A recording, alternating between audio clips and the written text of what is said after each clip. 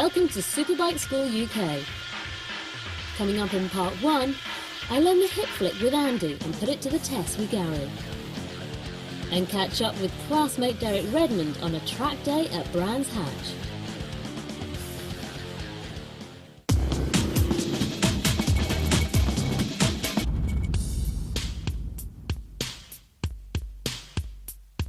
Join me, Sheila Nair, as we follow 3 very different riders through the school. Al Fagan, bike journalist and supersport racer, is no stranger to the track. Derek Redmond, 400-metre Olympian, is looking to take his track riding to the next level.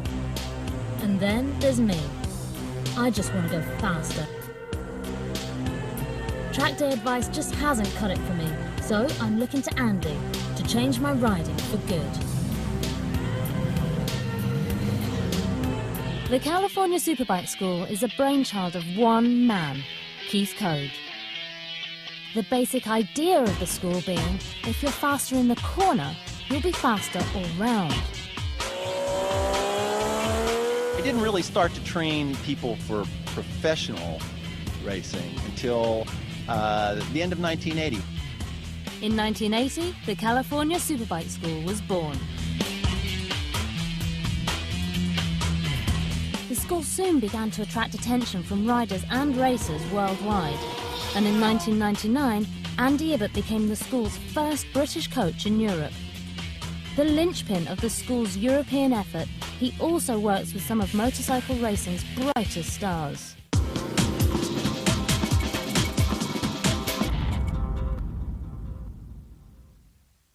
Once a rider's managed to master knee-to-knee, we add a second part to this, which is called hip flick.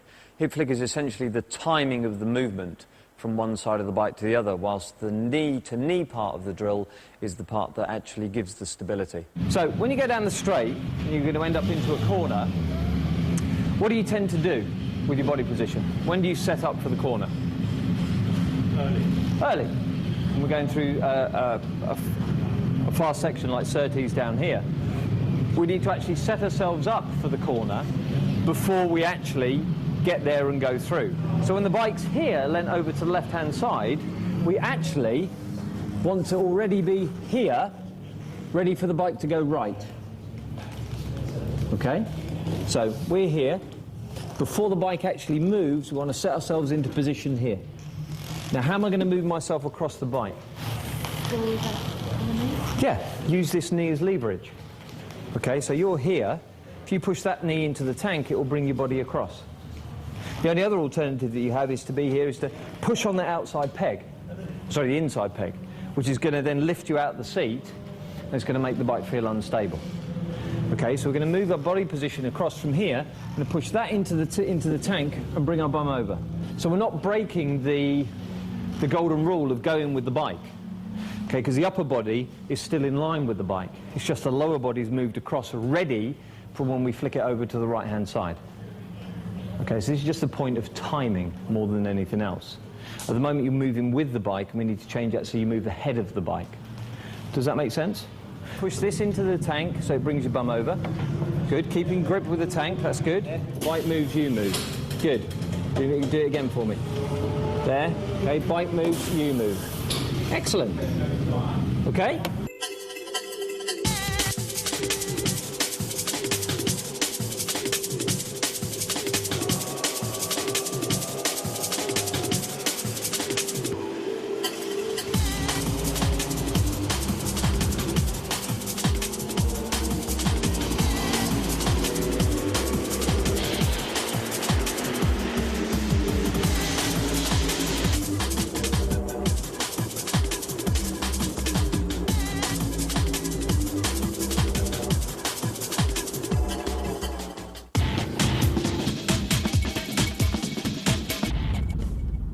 It's time to meet a familiar face.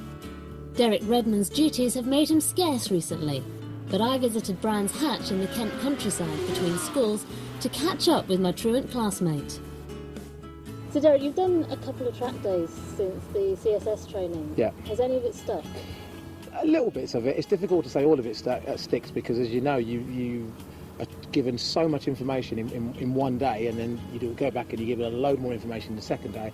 There's no way you can go to a track and remember everything and put everything into practice. So the odd bit sticks with me. There's a couple of things. The pickup drill definitely stuck with me.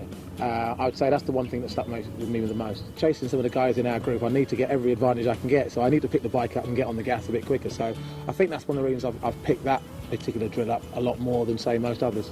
Are you finding anything that you're doing nowadays on track days that's different to before? Oh, definitely. My body position is different. Most people have noticed that my body position is slightly different because you do the two-step or the three-step where you're looking for your tipping point, then you're looking for the apex, then you're looking for your exit point. So you are actually breaking down the corner now as opposed to kind of just... Trying to. Possibly if you've got a circuit with 20 corners, maybe 3 corners, I do break it down.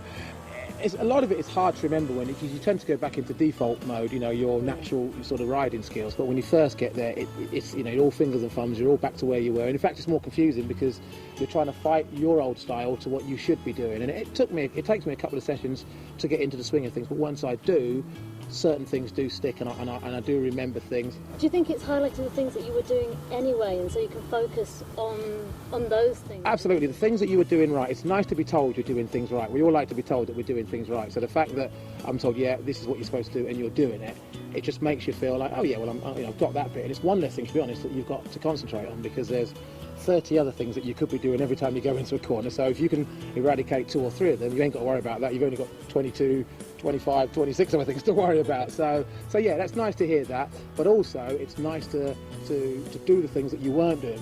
You said earlier on you're quite surprised that you weren't getting your knee down quite as often. Yeah. And that obviously means that the bike's not over as much. Absolutely. It's in a much straighter line. Absolutely. I'm actually going a lot straighter. I'm going deeper into the corner and turning a lot later. So my apex, my apex is a lot further around the bend than where it used to be on most corners now. Depending on the corner, how far around, but definitely my apex has moved further around the corner because I'm sort of going a lot straighter, a lot deeper before I'm tipping the bike in, which is why I'm not having to scrape my knee all the way around, because I'm not got the bike on the lean all the way around the corner. So yeah, my knee is not going down at all now, so I'll have to get the angle grinder out on the old knee sliders now. Right against the brick wall. Yeah, that's right, yeah. But that's obviously where the pickup drill's coming in, isn't it? Because you said you enjoyed it, so you're obviously getting that bike up. Yeah. Is there anything that really does not sit comfortably with you, something that hasn't worked? There's some things that give you an instant fix and an instant result. There's certain things that you've got to work on. There's lots of things. My throttle control is something I've still got to work on. I do believe I can be taking corners a lot quicker and getting on the gas a little earlier than I still do. And I'm still a little bit worried about getting on the throttle too early and the back end coming around and high-sided. That still sort of plays in my mind. So there's an area that's not going to be sort of repaired overnight. It's something that I'm going to have to work on and feel my way through it.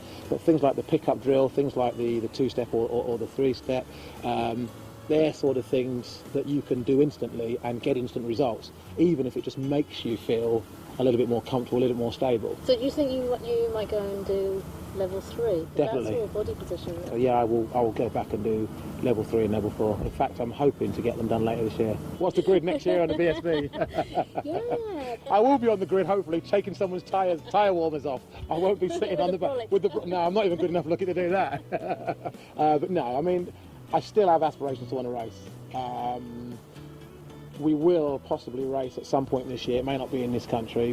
There's a couple of sort of quite low-key, sort of friendly races in Spain that we're thinking of doing. So I will at least have one go this year, and then depending on how it goes next year, I might get a little bit more serious and we're thinking of getting to doing some of these endurance races. So I think it's more about consistency, and then that's where your technique can come in, because you're going to get more fatigued, and when you're fatigued you need to just relax, use your technique, and I think your technique will keep you at the same sort of speed that you were going at when you were fresh, if not quicker. Shall I keep that in mind? Keep that in mind, yeah. Cool, thanks Derek. Thank you. And we'll catch up with you soon, I hope. Yeah, definitely. All right, cheers. Next, it's off the simulator and out on track. Do you feel more stable in left turns or right turns? I think I feel better on left. You look better on left.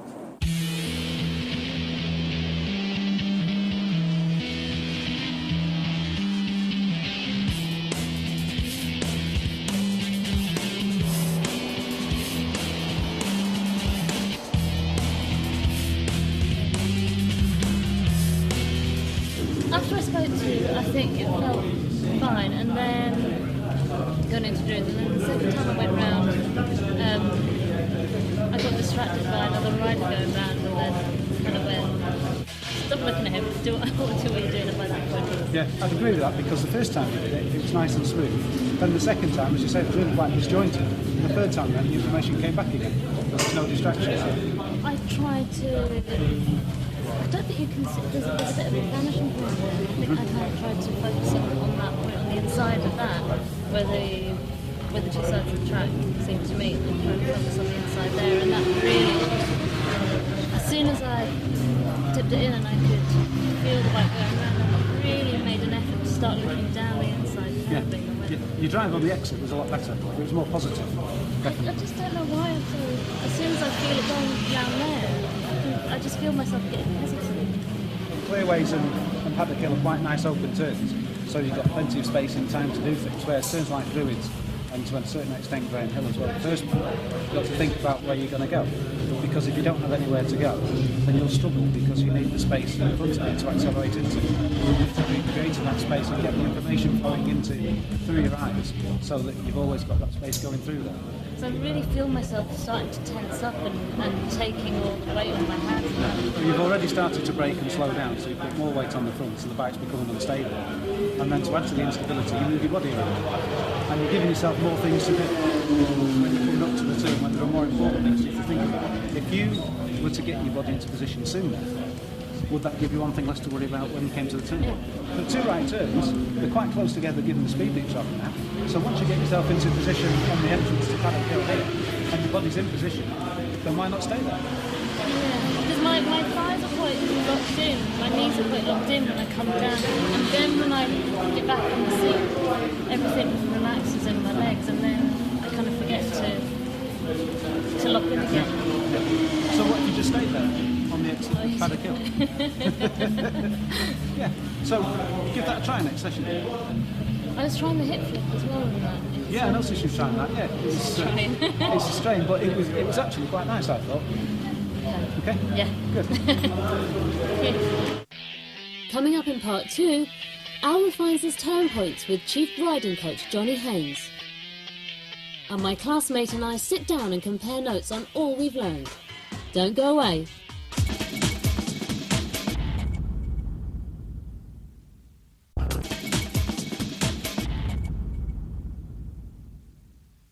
Welcome back to Superbike School UK. Coming up in part 2, Al's riding his British Supersport bike and searching for every square inch of track he can find. And with the last episode in the series, we look back on what we've learned.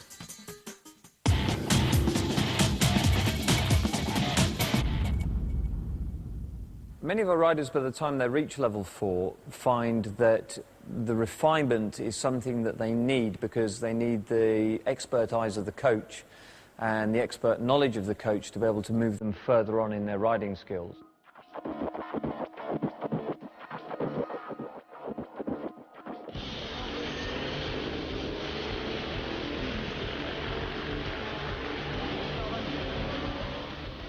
You'd be forgiven for thinking that as a British Supersport racer, Al knows everything about the racetrack. Throughout level 4, Al has Johnny Haynes to show him otherwise. The only way to do this? Get out on that track.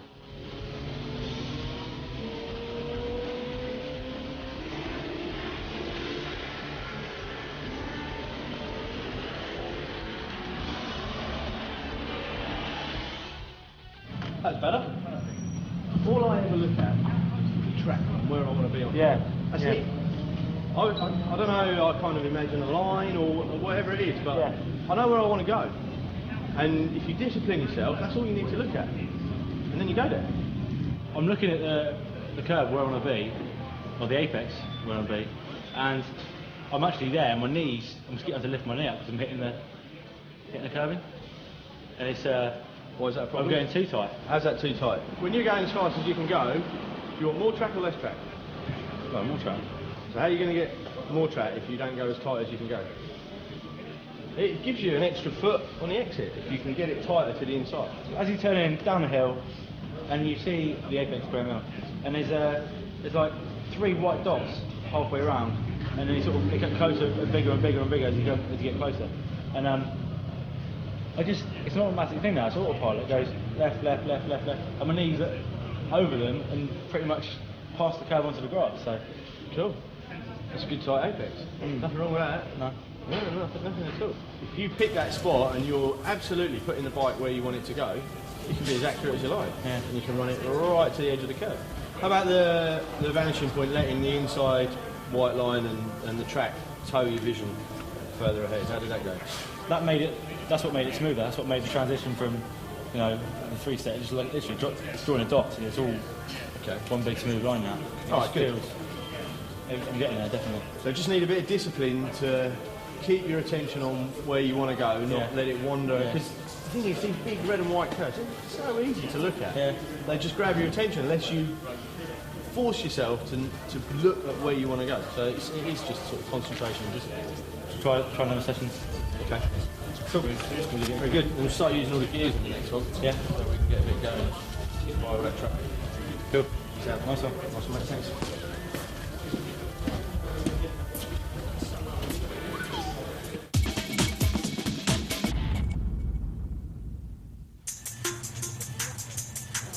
Now that may have sounded like a lot to take in, but now with the day drawing to an end, Al has to put it all together on the track.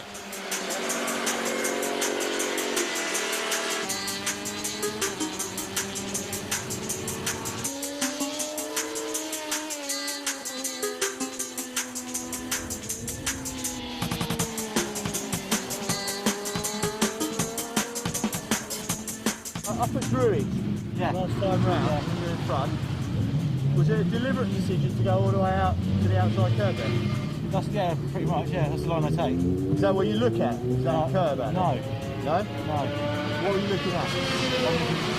Further down the track. Well, as far as I can, but that's the problem. It's a blind spot, isn't it?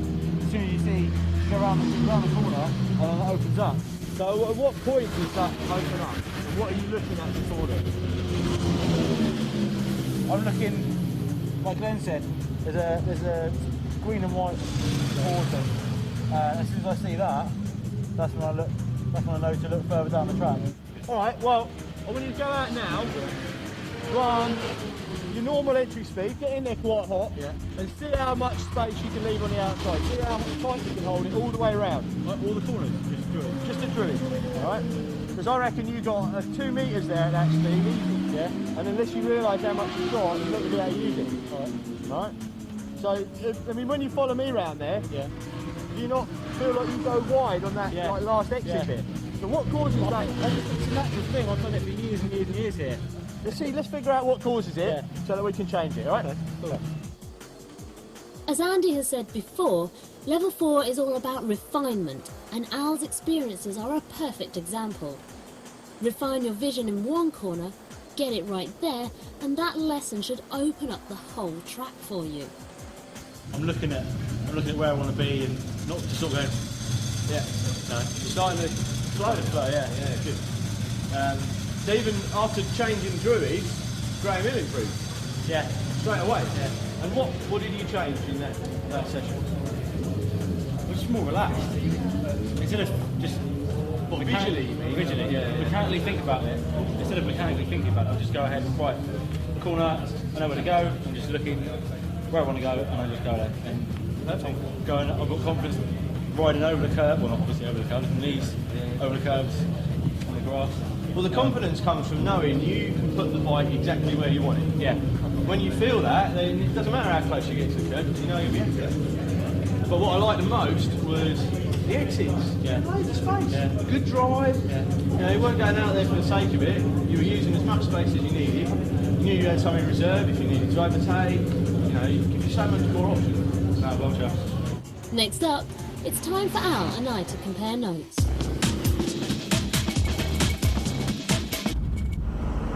Everything came together in that last session, Les. I'm so happy. You'll be happy after level 4.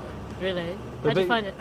Hard first of all, initially because we had Alton Park at the weekend in BSB, and I went all out, aggressive again, trying to ride the way I usually ride, trying to be fast, and apart from keeping my elbows low and locking the tank, it all went out the window. All the visuals, the knee to knee, other drills went out the window. But after, say, 2 or 3 sessions, I relaxed.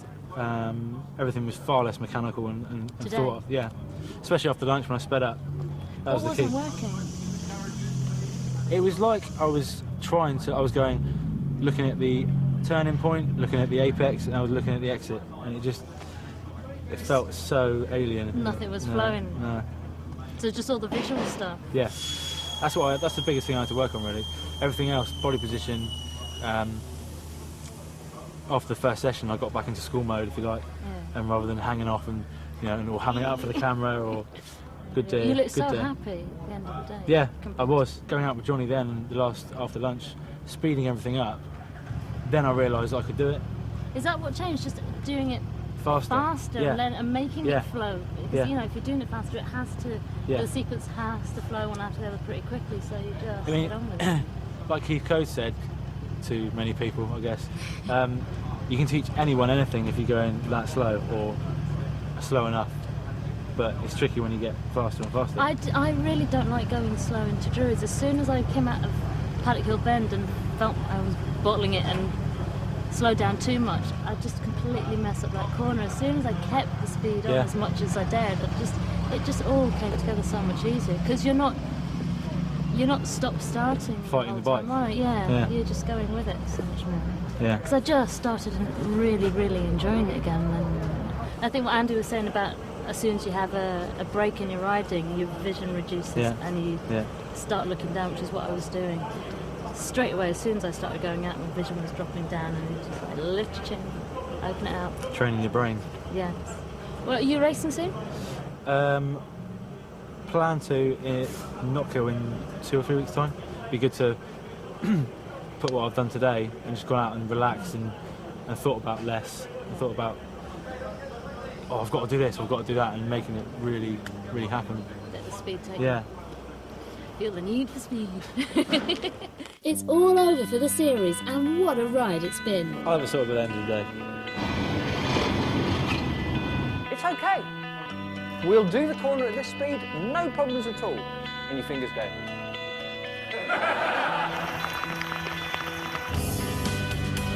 We need the guys who really believe in the stuff, so they've all started as students. We don't take anybody who hasn't done the course as a student. It's not just me.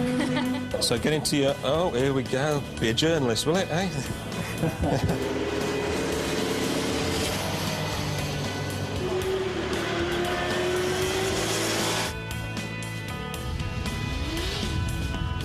Is that where you want to go? No. Right, okay. I won't be sitting on the back with the. No, I'm not even good enough looking to do that. I'll be happy walking away this afternoon.